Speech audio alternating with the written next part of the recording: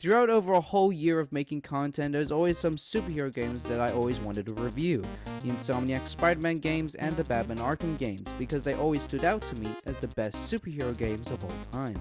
However, I never found a real reason for reviewing each of the Arkham games as if they had their own review or their own video essay, because I released the trilogy video already.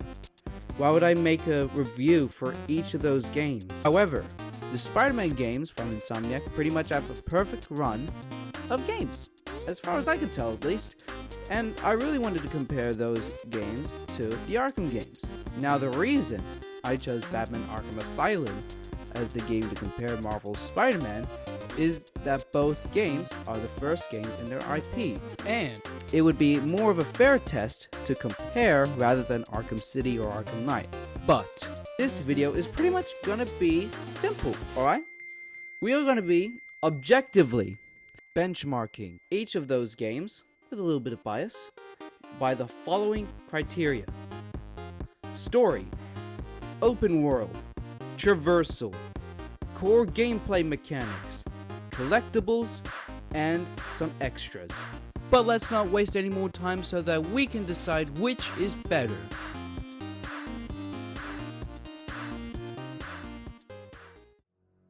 We are going to start with the Batman Arkham Asylum story and then Marvel's Spider-Man. And, big disclaimer, both descriptions of the stories of those games are a little bit simplified for the sake of the length of this video, but we'll get back to this video now. Batman Arkham Asylum starts with Batman bringing the Joker into Arkham Asylum after some unknown battle that they fought in. However, Joker gains control of the entire island, and it is your job to figure out the Joker's plan and stop him. This results in Batman trying to mitigate Joker's tyranny over the asylum, like saving hostages, while also trying to defeat other supervillains such as Poison Ivy, Scarecrow, and the Riddler when it comes to their control, and many more to come. In the end, not only do we defeat all those supervillains, but we also stop Joker's plan of gassing everyone with the Titan formula by beating him up, like a lot.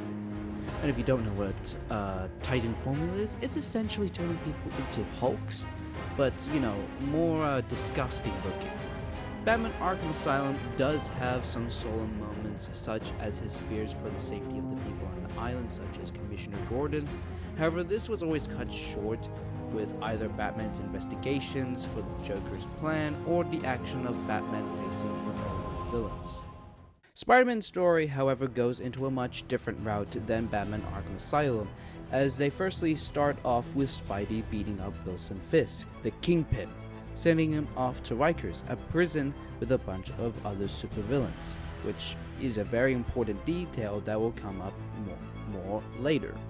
We then meet Dr. Otto Octavius, who definitely doesn't become evil from his hatred of his old friend and struggling to find funds for his advanced prosthetics, and trying to fund Peter's job because Peter is a poor piece of crap.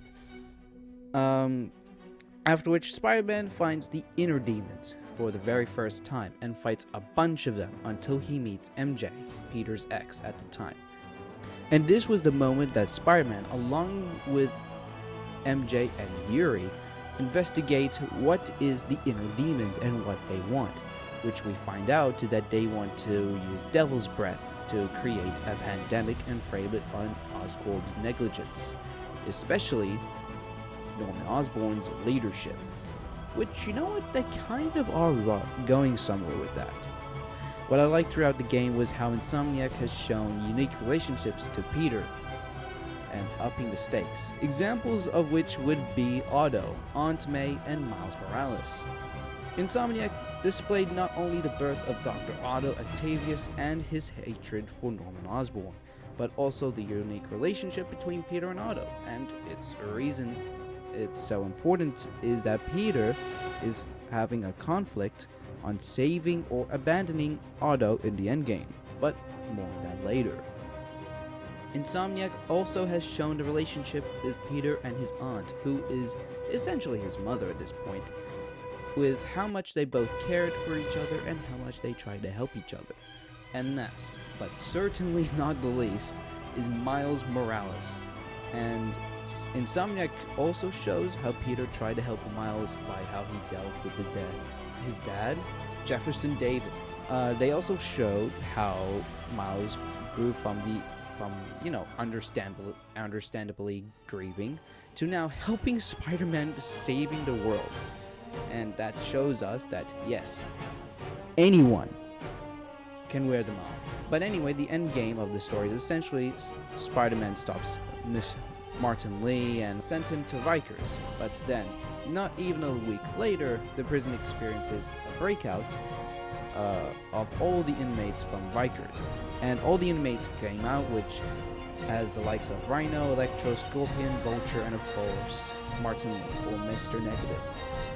And the plot twist is that Dr. Octopus is the leader of that new supervillain team, the Spider-Man containing 4 out of the 6 supervillains. And meanwhile, Dr. Octopus used the Devil's Breath and began the pandemic, in which Spider-Man got the antidote from him by beating him up. And this has one of the coldest moments in Spider-Man media, as like he pretty much doesn't even care about Dr. Octopus anymore, because, you know, Dr. Octopus put his life in danger.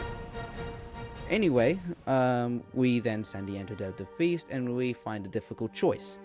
Stop the pandemic in its entirety by producing the antidote, or save Peter's mother, essentially. And he chose New York, surprisingly, and let Aunt May die, and that was the first of many gaming moments that really hit me. It was one of those stories that made me go, thank God that Marvel didn't mess it up.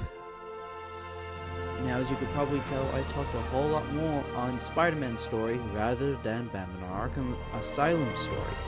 And my reason for this is that it seems that for Insomniac's first attempt for making a superhero story, they put in a lot more effort than Rocksteady did when making their first story, possibly because of the 21-month development time for Arkham Asylum, whereas Spider-Man had 4 years to develop. And this is important because it is hard to make a deep and tasty story without enough time. For example, one of the major flaws in Spider-Man 2 was how the story doesn't feel fleshed out, to say the least. And that was because the game had barely had much time after Miles Morales to make not only a detailed story, but also something that felt like it makes sense. However, I'm not saying Batman Arkham Asylum's story is bad. In fact, I think it's a really good story for a superhero game. However, Spider-Man has not only a blockbuster story that Arkham Asylum has, but it also is grounded when it comes to the lessons that it taught and the relationships between Peter and the ones that he loved or knew. My point is that Spider-Man had used its dev time to make the story good, whereas Batman Arkham Asylum focused more on how the game worked, rather than making the story in depth. However, Arkham Asylum's story is good, because I like how Rocksteady had made the game not only action-packed, but also makes you feel like a detective. Like, you can make a good superhero game without too much going on. I just want to make that clear. However, to say which one is better, definitely Spider-Man has a better story than Arkham Asylum, because Spider-Man has an amazing story that feels more fleshed out than Arkham Asylum. So that point goes to Spider-Man.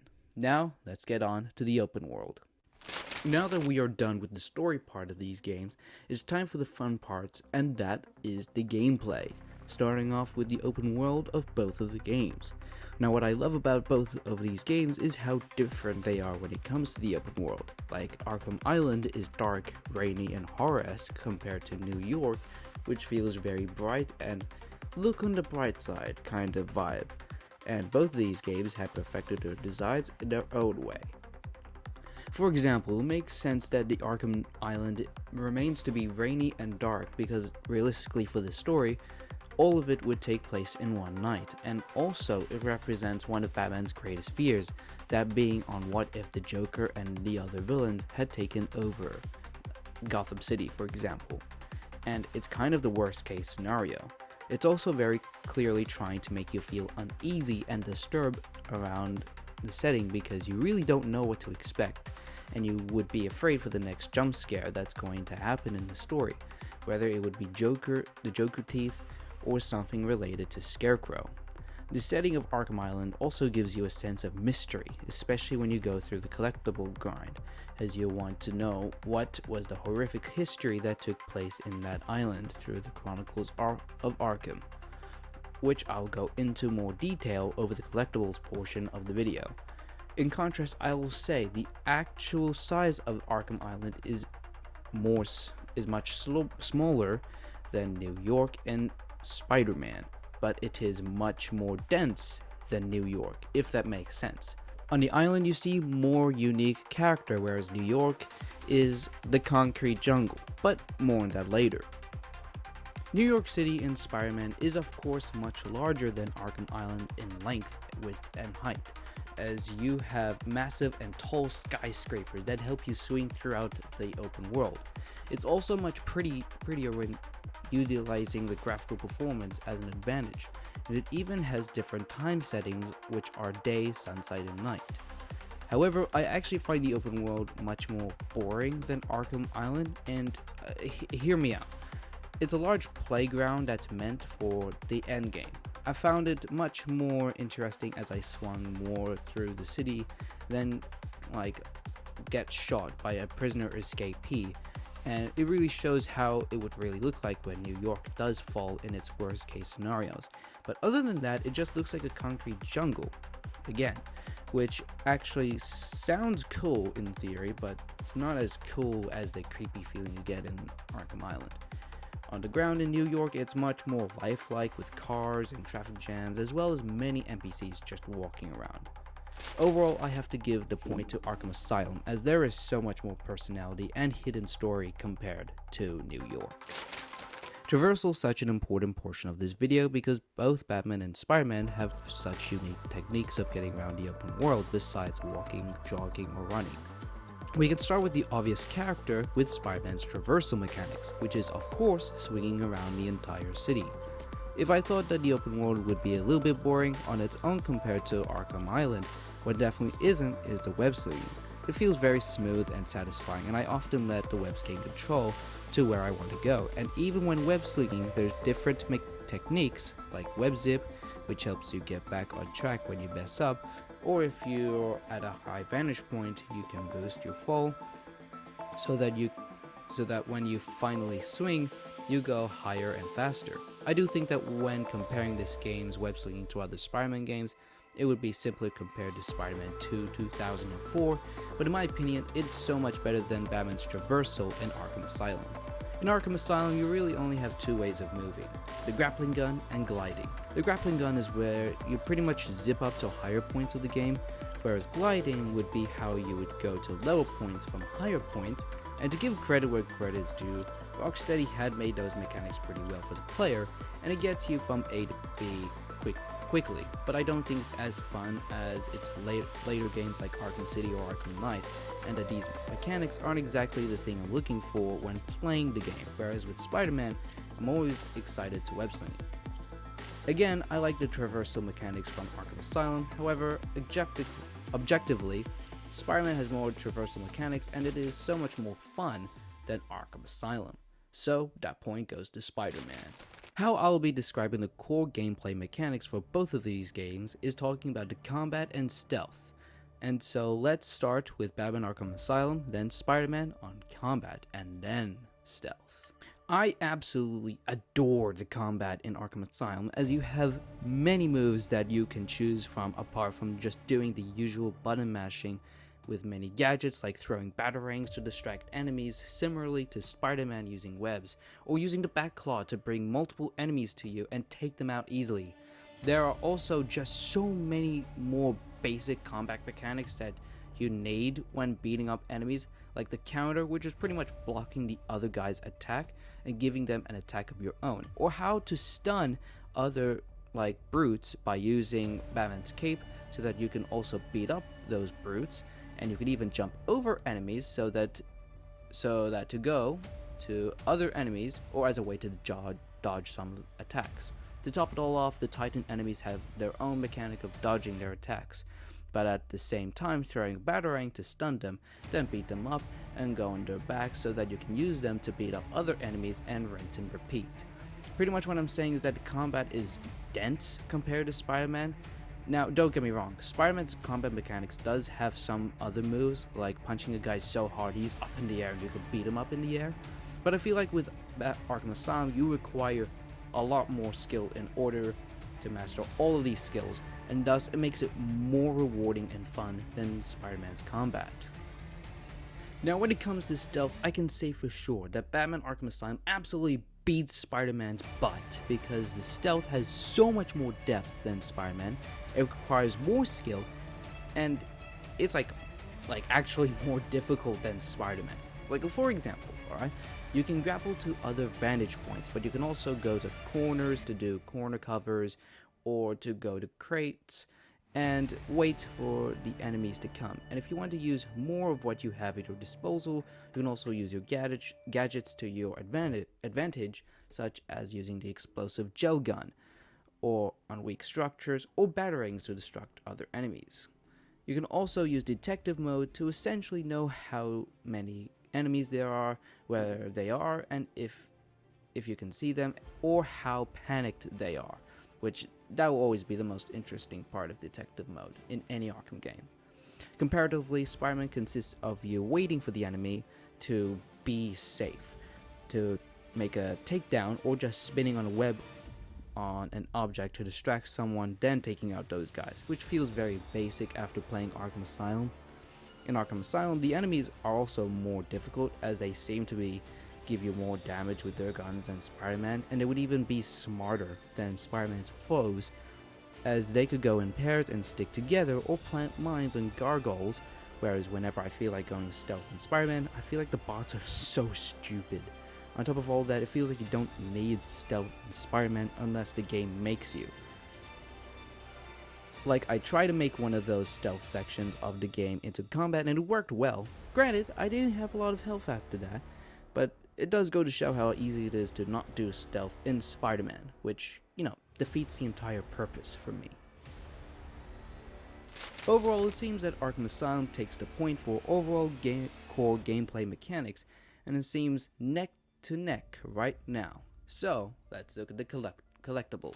Now, at this point, these portions of collectibles and extra stuff might not matter for all of the superhero fanatics, but they are here because technically it's some of the objectives of what a video game needs, at least in the modern age, to have at least in my testing. And what I'm looking for in this section is simple. Is it fun getting these collectibles, and what do you gain from them? Batman Arkham Asylum's collectibles are the Riddler trophies, patient interview tapes, riddles, secret maps, Arkham Chronicles, Joker Teeth, and Wayne Tech, in which some of them are useful for the game or just miscellaneous. All of the game's miscellaneous collectibles are the infamous Riddler trophies, riddles, and Joker Teeth, and I might have lied as I remember. It gives you XP, but I mean, that is about as memorable as Redfall. I bet you didn't remember that disaster of a game.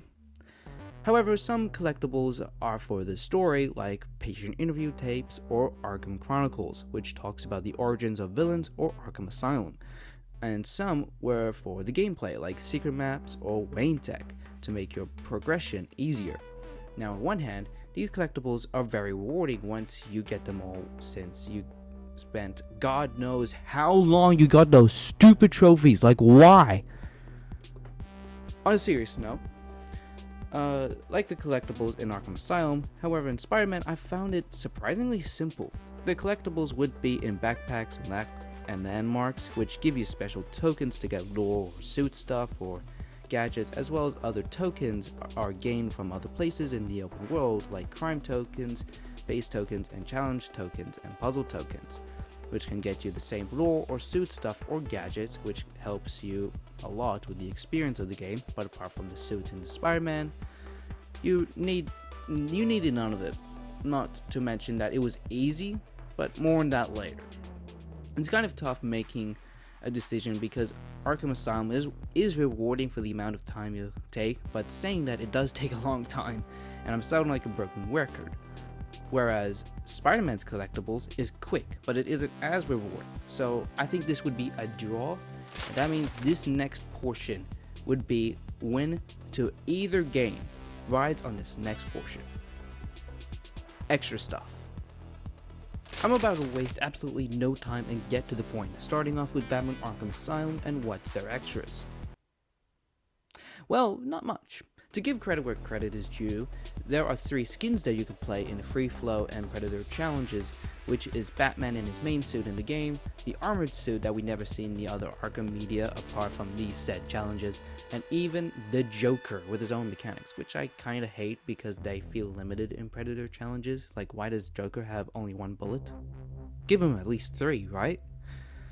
The Free Flow challenges are pretty much combat challenges, and Predator challenges are stealth challenges, and they each have medals. The combat challenges have medals based on a certain amount of score, and the stealth challenges are based on specific objectives with stealth gameplay mechanics. And I will say, only play these challenges if you want to A, get better at stealth and combat, or B, get 100% of the game save, or Platinum Trophy on PlayStation.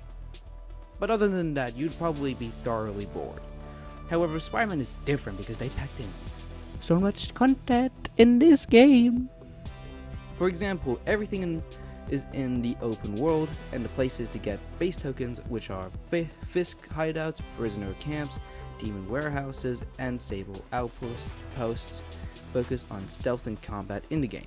So in a way, that's Free Flow and Predator challenges put together conveniently. And drone stealth combat and bomb challenges set by Taskmaster, which is one of the greatest grounded Marvel villains, does the same task as base, but the difference is that it builds up your skill. But also, they give you extra puzzles like surveillance towers, black cat stakeouts, and research stations. And as puzzles go, they're simple but also fun. And all of the work you get, or suits, all the work gets you suits, which is enough reason for me. And Spider-Man has side missions and even a DLC to give more lore. It looks like a home run for Spider-Man on this portion. So it looks like Spider-Man has actually won against Batman Arkham Asylum, with Arkham Asylum's score is a 3 and Spider-Man is a 4. But don't take that score as I'm saying that Spider-Man is way better than Arkham Asylum. As yes, Spider-Man has better story, but it has worse combat and stealth, and if story matters to you more than Spider-Man is much better. But if you value gameplay more, Batman Arkham Asylum is better. If you're not following my system for this video, your preference is really up to you. But if you are following my system, then yeah, Spider-Man is better. But let me know what you think. What are the points that I haven't mentioned, or how I could do better in this system down in the comments below. And of course, go subscribe to the channel and like the video so that I can make bigger and more complex videos like this. And I'll see you to the next one.